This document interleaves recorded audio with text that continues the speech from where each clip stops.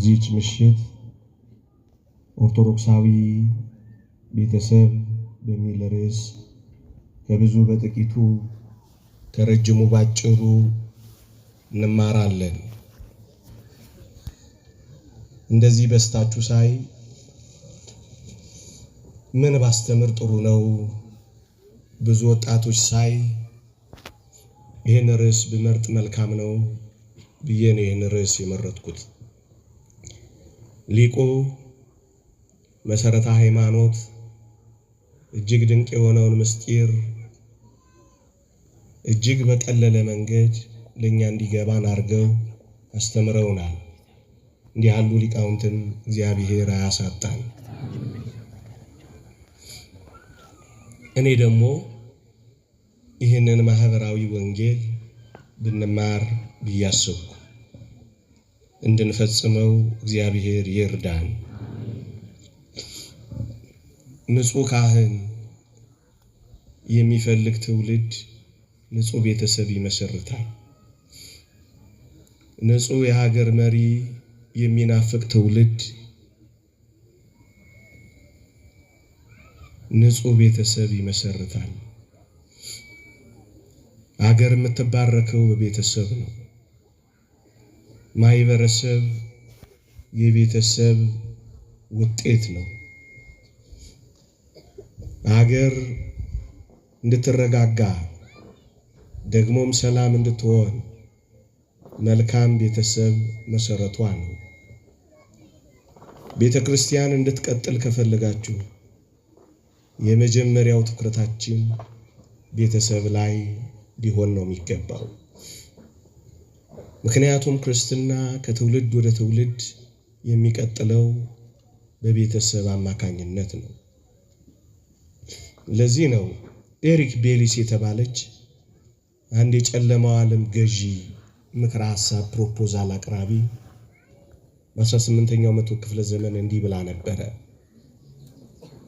የቀድሞውን ክርስትና ለማጥቃት አሁን ያለውን ቤተሰባዊ መዋቅር ማጥፋት የሚል አጀንዳ ነበር የቀረጹት።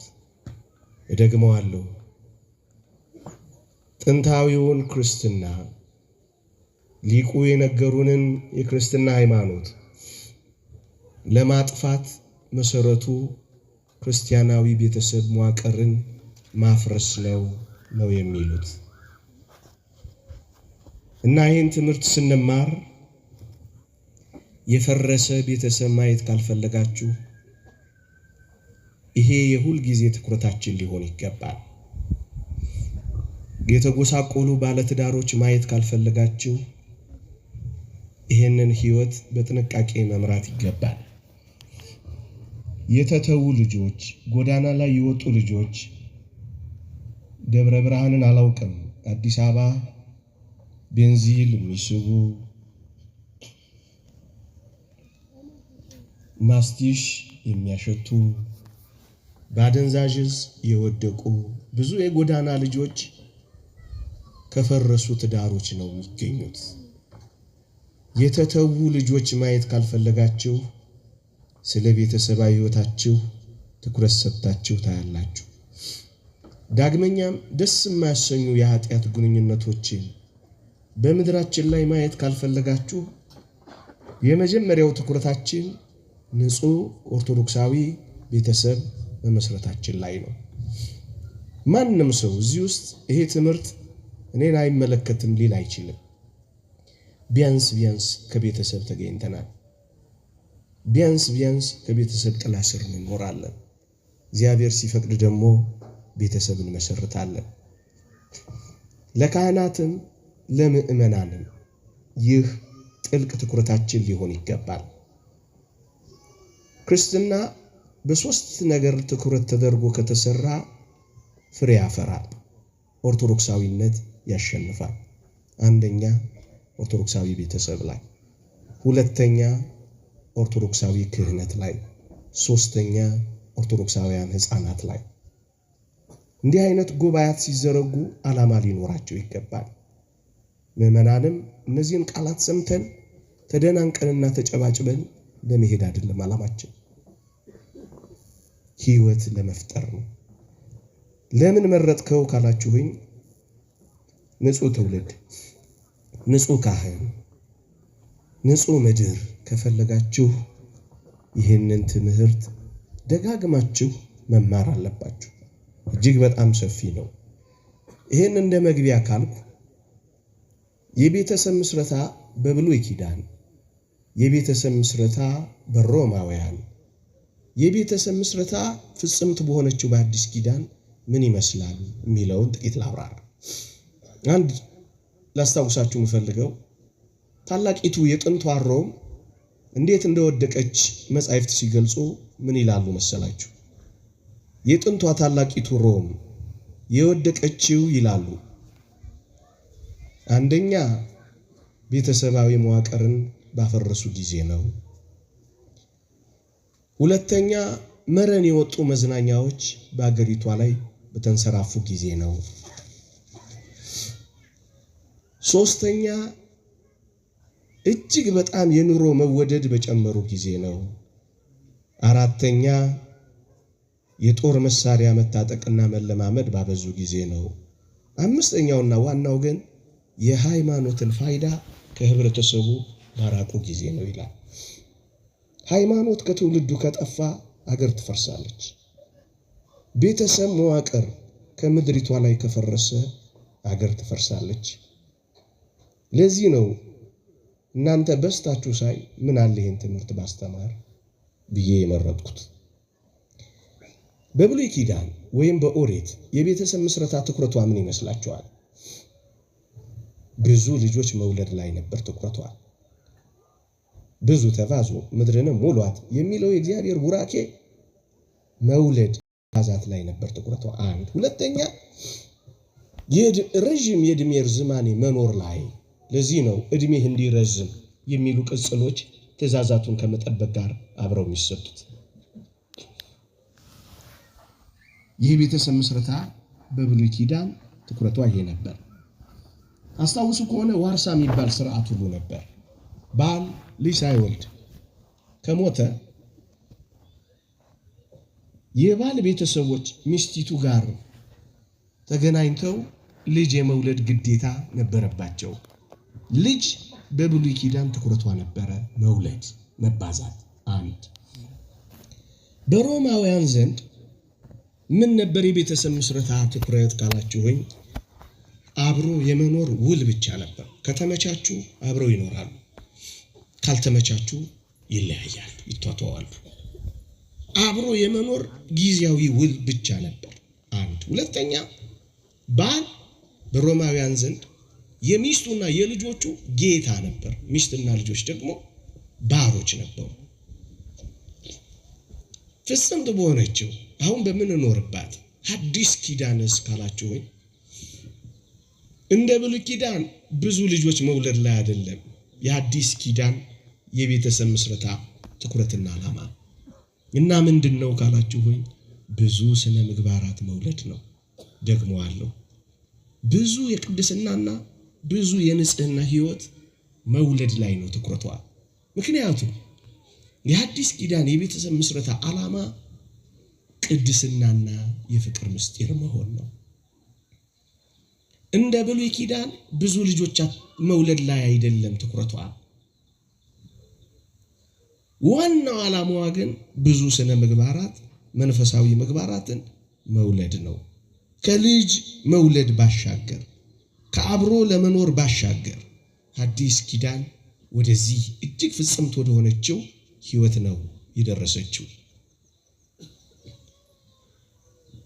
እንደ ሮማውያን ጊዜያዊ ውል ከተመቻቹ የሚኖሩበት ካልተመቻቹ የሚቷቷውበት ህይወት አይደለም እና ምንድነው ካላችሁ ወይ እስከ ሞት ድረስ የሚዘልቁበት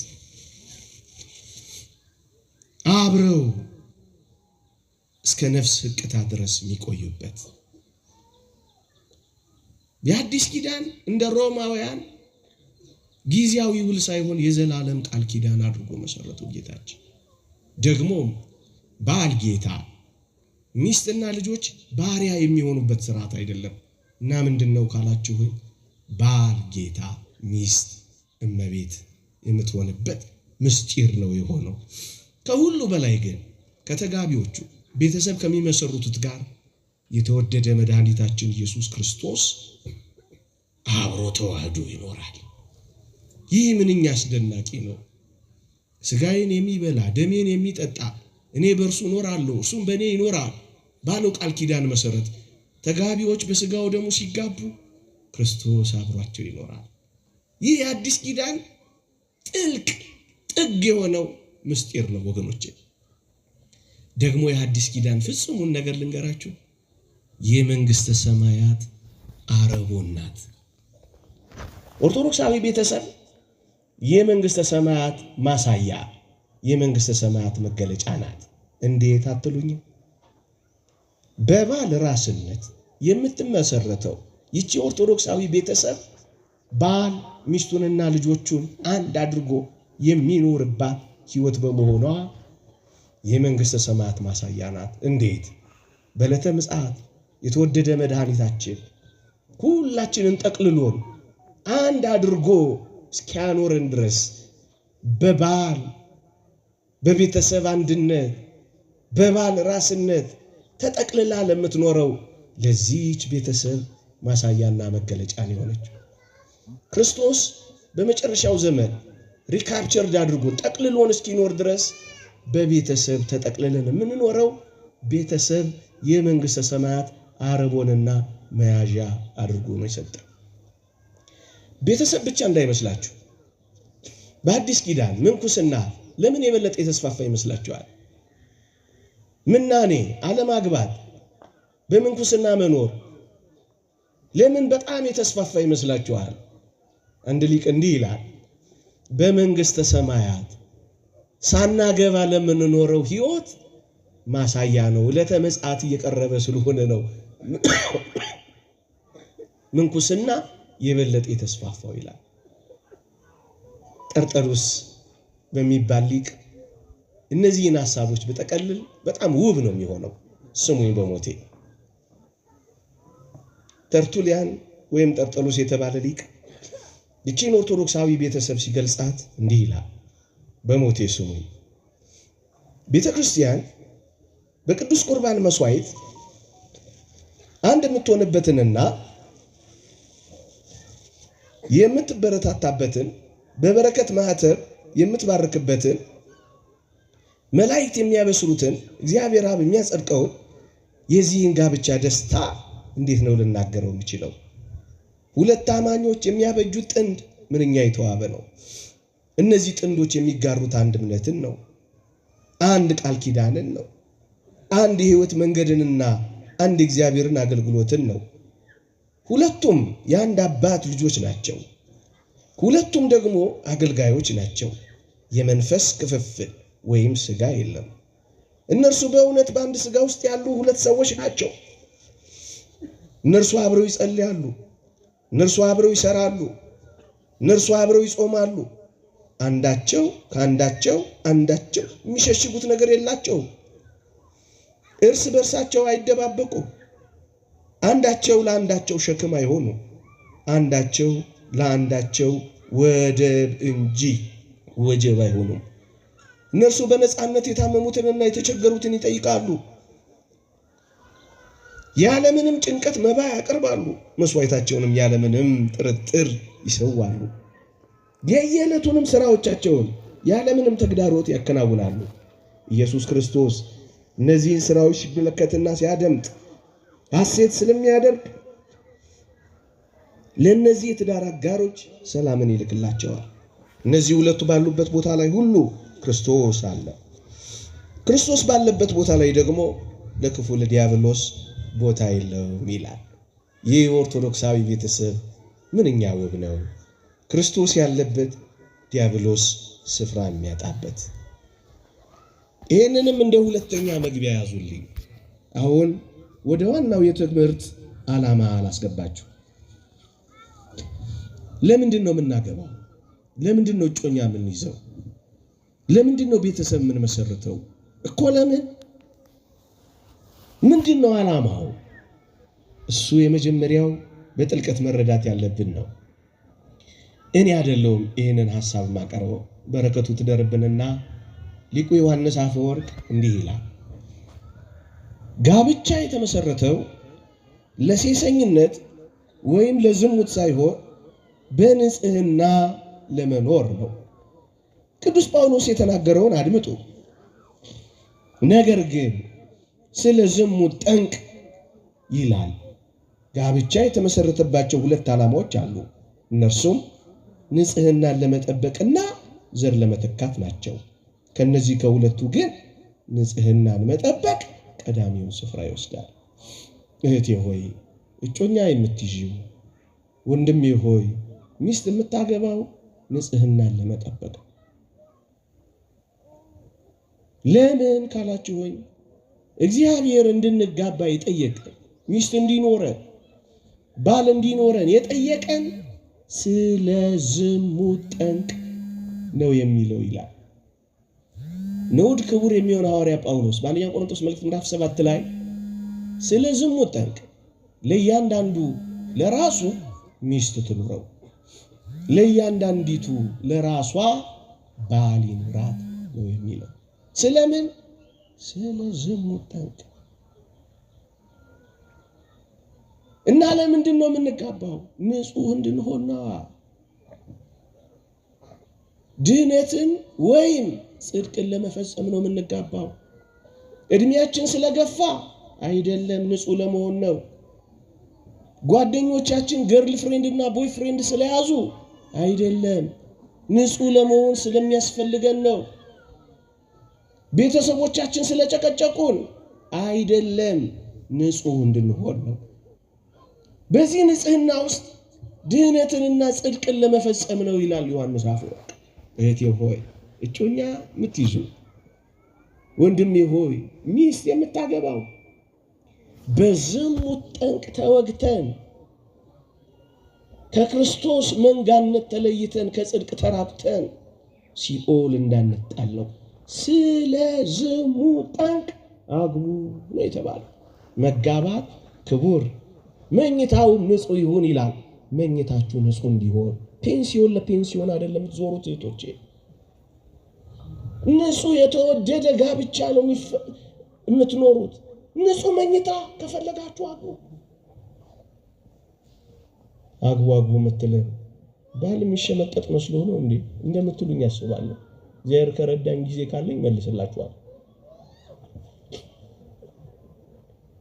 ግን እንዳትረሱ ትኩረታችን ድህነትን ወይም ጽድቅን ለመፈጸም። አንድ ሊቅ ምን ይላል?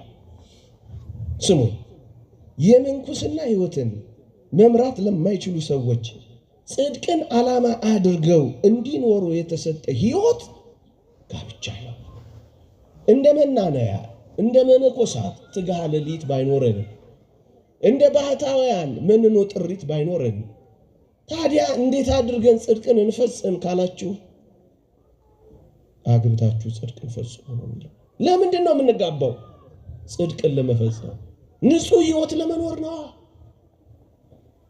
ኑሮ ስለከበደን ሼር የሚያደርገን ሰው ፈልገን አይደለም። እሱ አክሲዮን ነው የሚመሰረተው። ጋብቻስ ንጹህ ለመሆን ኦርቶዶክሳውያን ወጣቶች ንጹህ እንድትሆኑ ነው።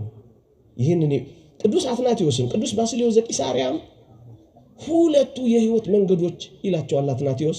ቅዱስ ባስልዮስ ዘቂሳርያ ሁለቱ ጸጋዎች ይላል፣ ጋብቻንና ምንኩስና። ወደ ባህሪያችን ዘልቆ የገባውን የዝሙት ጦር እበላለሁ፣ እጠጣለሁ፣ ተፈጥሯዊ የሆኑ የስሜት መነሳሳቶች ያድሩብኛል። ታዲያ እንዴት ንጹህ ሆናለሁ ካልክ አግባ፣ አግቡ። የእግዚአብሔር ቃል እንዲህ ይላል፣ ልጅ ስለመውለድ ለራሱ ሚስት ትኑረው አይደለም ያለው። እና ምንድን ያለው? ስለ ዝሙት ጠንቅ ነው ያለው። ልጅ ዓላማ አድርጎ አይገባም። ባክሽ ግቢና ወልደሽ ትወጫለሽ እኔ ያሳድጋለሁ የሚሉ እናቶች እንዳሉ ይሰማል። ልጅ አይደለም ዓላማው። እና ምንድነው? ንጽህናና ጽድቅ ነው። ልጅ ስለመውለድ ሚስት ትኑረው እንዳላለ ተመልከቷ። ደግሞስ እግዚአብሔር እንድንጋባ የጠየቀን ያዘ